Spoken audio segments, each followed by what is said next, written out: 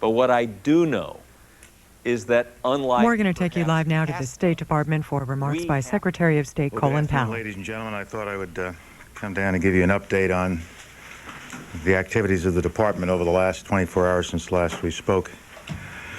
Let me begin by first expressing our regrets to other nations who have lost precious lives in this tragic occurrence on the 11th. We are focusing, of course, on Americans, but we also have seen that Great Britain thinks they've lost 100 people. I've heard from Australians, the Japanese, South Koreans, Mexicans, Irish nationals, Israelis, and many others who worked in this World Trade Center. And our sympathy goes to not only these victims who will be in our prayers, but our sympathies go to their families. In the last 24 hours, we have continued to work on our coalition building effort, and I'm very pleased with the results we've been able to achieve. We spoke about NATO Article 5 yesterday. The UN Security Council resolution, I think, is an especially effective resolution in that it calls on all states to participate in and expresses the UN's Security Council's determination and its readiness to take all necessary steps to respond to the September 11th attacks in accordance with the UN Charter. By that language, it gives us the ability, and any nation the ability, to put forward on the agenda for Security Council deliberation any other issues related to this attack that we might want the Security Council to take up. I'm very pleased also with the response of the European Union, with all of the other international organizations who have come forward and responded in one way or another. The President has been on the phone constantly, as have I, talking to leaders around the world, and we are getting a solid expression not only of condolences and support, but of action. They want to work with us, not only in this specific case of what happened on the 11th of September, but in response to the general recognition that terrorism is a crime against all civilization. Terrorism is a crime against all humanity. It knows no ethnic, religious, or other national or geographic boundaries, and we must see it in that context, and that's why we are calling it a war. I have also been on the phone within the last 2 hours with Prime Minister Sharon and Chairman Arafat, and with Foreign Minister Shimon Peres of Israel, trying to move forward the process of a ceasefire in the region, trying to begin those meetings that we have been talking about, which would lead to implementation of the Mitchell Plan. I'm still hopeful that something can be done in the next several days to have that first meeting, and we will be in close touch with the leaders as the next days unfold.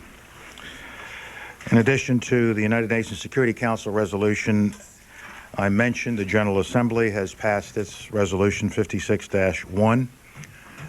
We will be having a meeting with the Russians in the near future when Mr. Armitage, Deputy Secretary Armitage, travels to Moscow next week, and Mr. Bouster will give you an announcement on that a little later for the U.S.-Russian Working Group meeting on Afghanistan.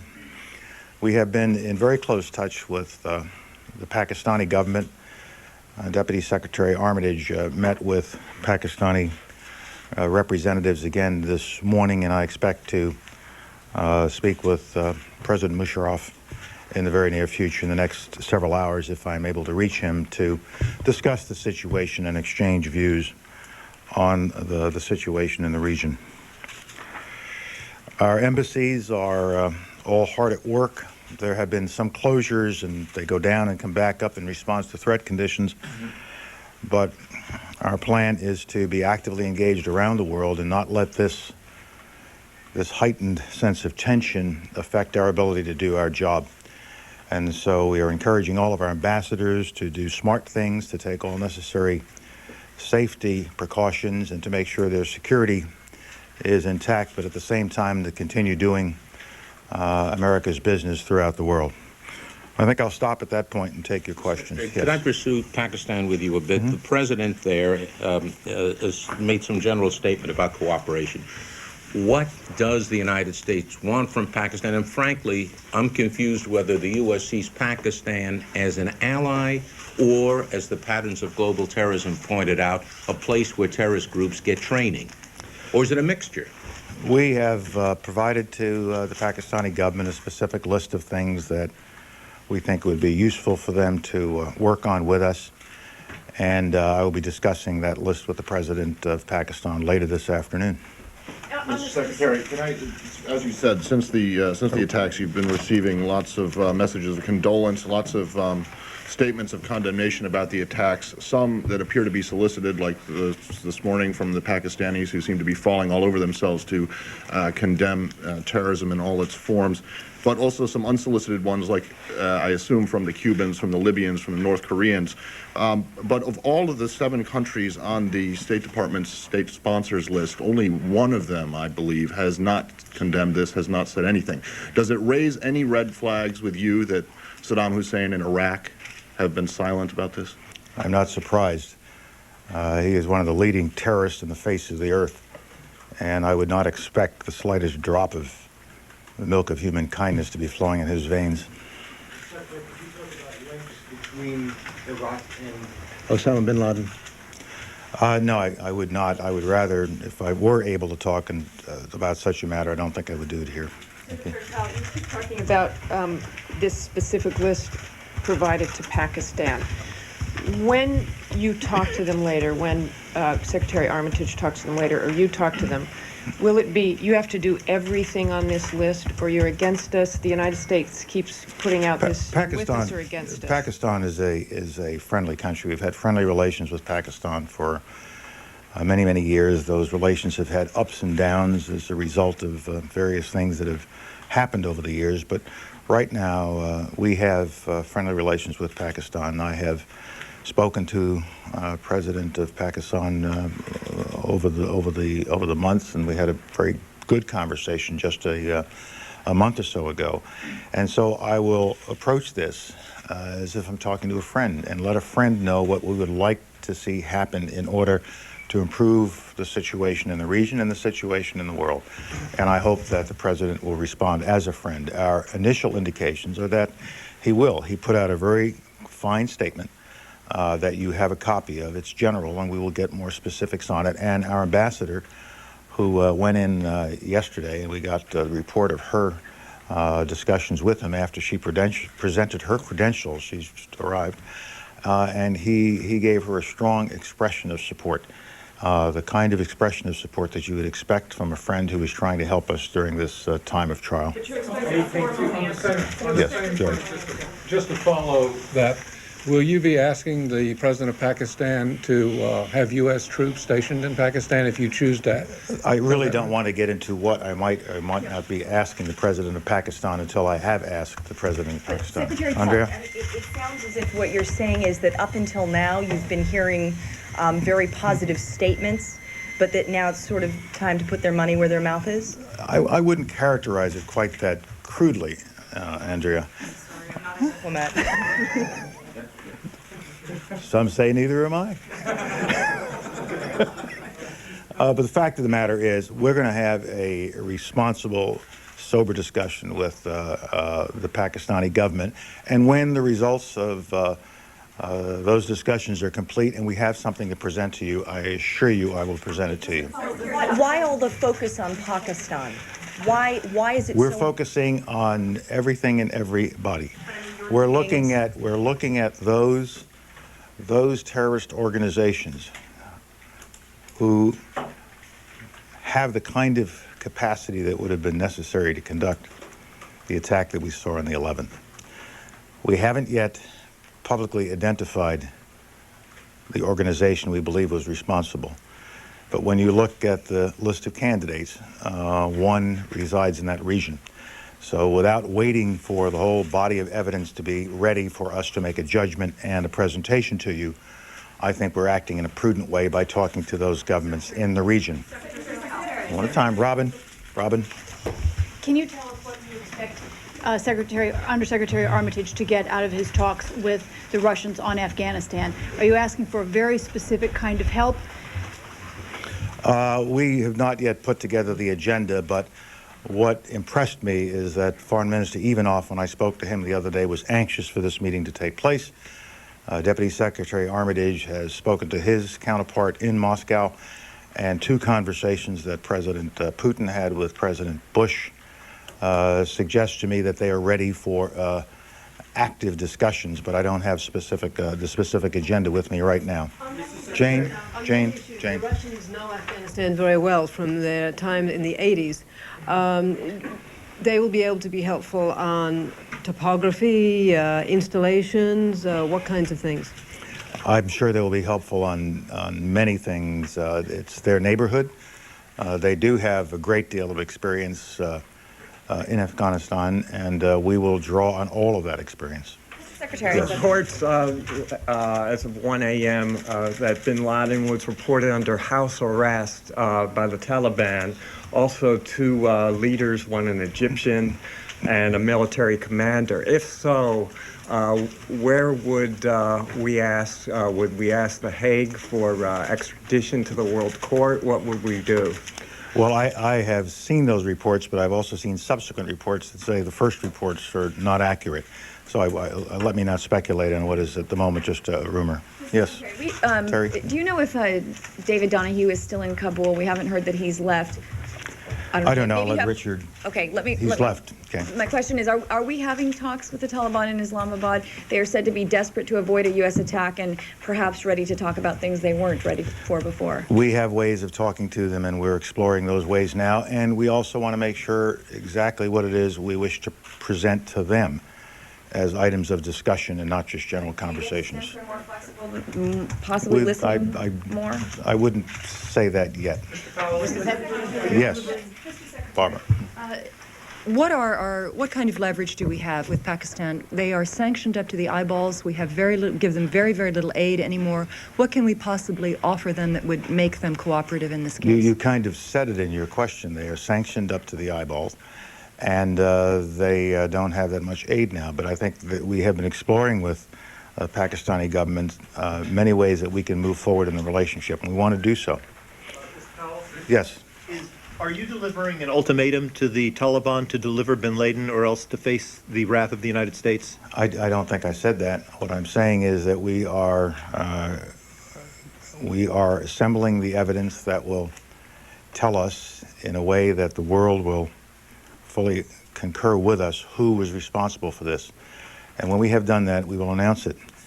And at that point, we will go after that group, that network, and those who have harbored, supported, and aided that network to rip the network up. And when we're through with that network, we will continue with a global assault against terrorism in general. Okay, let me... The list for Pakistan, does it include only requests for assistance in terrorism to rip up this network that you're talking about, or does it go broader than that? I would rather not characterize or comment on the list until we have had a chance to discuss it with the Pakistani government in detail, all the way in the back. Mr. Secretary, just for the record, when you spoke of a candidate who resides in that region, were you speaking of Osama bin Laden? Yes. Could you answer the question about Iran? We've hopscotched all around. There are two significant factors here. As of January, there were several, if not more than a dozen, Shia Saudis training in aircraft and piloting down in Florida. Osama is a Sunni and not a Shia. He has no attachments to Iran, and Iran has a close attachment to possible attachment to the Al Khobar bombing, as you know. Are we barking up the wrong tree here? We're barking up every tree that's out there. We're going to find the right tree with respect to what happened on the 11th of September. But we also recognize that there are other groups out there that mean us no good, that have conducted attacks previously against U.S. personnel, U.S. interests, and our allies. And the point we've been trying to make over the last several days is, with the severity of this tragedy in Washington and New York against America. We now have to use this tragedy and respond to those and take care of those who are responsible for it. But at the same time, we should see this in a broader sense, that this is a horrible blight on the civilized world. And so we will also be focusing on other organizations, terrorist organizations, who go after us, our citizens, our interests, and allies. Yes. You spoke about building a coalition. You talk about tools such as the NATO Article 5 and the UN resolution. Are you speaking about war in a legal sense? Are you ready to declare war on this candidate, Osama bin Laden, or another candidate? And are you expecting these organizations to join you, much as you did during the Gulf War, in such a war? And are you worried that using the language of war would carry with it specific guidelines as per war that you're not willing or able to follow? I am speaking about war. The president is speaking about war as a way of focusing the energy of America and the energy of the international community against this kind of activity. And war, in some cases, may be military action, but can also be economic action, political action, diplomatic action, and financial actions. All sorts of things can be used to prosecute a campaign, to prosecute a war. And we will be looking at every tool that we have, every weapon that we have to go after terrorism and to go after these specific organizations. And in building a coalition of the kind we're building now, and it's not that it'll be a new organization, but between the UN and between the EU and NATO and a number of other organizations that Richard can give you a list of who have come forward, we will not do it in such a way that if the United States feels a need to act alone, by itself, we will not be constrained by the fact that we're working with others as well. But at the same time, because we are working with others, there may well come along specific things that can be done by all of us together. I think we all can agree that these kinds of organizations should be isolated financially, legally, in terms of getting into safe haven countries. So there are many things we can do together. There may be some things that the United States has to do alone, and we will always reserve the right to do that. Yes. You all have, several people in the administration have talked about the need for an increase in intelligence. Can you say whether this Bureau will become more involved in the collection of intelligence? This Bureau? This building. This building? Your building. Yes. I mean, we are, in a sense, one of the major accumulators of information in the national security community through our representation around the world. And we will hopefully do everything we can to enhance our ability to collect and to analyze information through our INR Bureau, working as I think a very, very important member of the overall intelligence community within Washington. Yes. That gentleman right there. Yes, Secretary. Among the options that I understand the administration is considering are ground forces, special operations forces going into Afghanistan if it's proven that they are responsible. The other thing that I had heard was that on the table is the use of tactical nuclear weapons. Are they on the table, Mr. Secretary? I have no idea where you're getting this kind of speculation from. I've never heard any such discussion.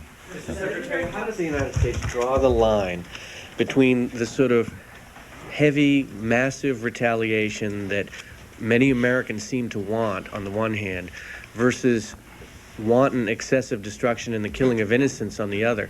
And has, in this case, has this development, this terrorist act, created a situation where the U.S. concern about collateral damage has now gone down? We always have to be concerned about collateral damage because we don't want to kill innocent civilians in the prosecution of any of our combat operations. I won't speculate on what kind of military actions might or might not be appropriate in the future, but we will always try to do all of our military actions while minimizing collateral damage. The kind of organizations that conduct these terrorist activities make for difficult targets. It is not as if you are going after an army in the field or you're trying to destroy cities or fixed installations. They're also a thinking enemy. They know what they've done, they know when they're going to do it, and they know what consequences might be coming back in their direction. So you have to consider you're dealing with a very, very skilled, knowledgeable, thinking enemy.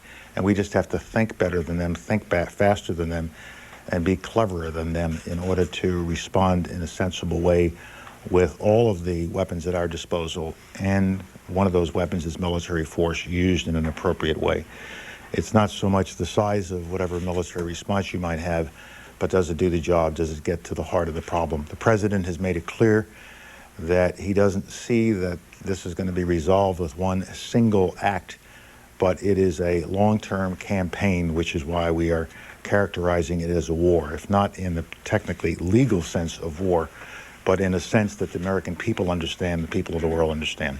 Let's see, who have there? Here's a new one. Thank you. Yeah. Mr. Secretary, in this new initiative against terrorism, can you specifically say how U.S. counterterrorism policy has changed from last week? As you know, we have a number of multilateral agreements already on terrorism. How is it going to change? We have quite a number of multilateral agreements. We're looking at some of them right away for the purpose of upgrading them, for putting new energy and resources into them. And so I would say what has changed is everything is the 11th of September. When we see what really can happen if we don't get on this problem. We will recover from this. We'll be a stronger nation, a resilient nation, a determined nation. And so we're going to use everything at our disposal to include the kind of organizations that you just described to respond, to counterattack, to destroy this blight on the world, to win this war. And we will come up with new policies, we'll come up with new procedures, we'll come up with new organizations, we'll come up with whatever it takes to prevail in this conflict, as the President has said. Thank you.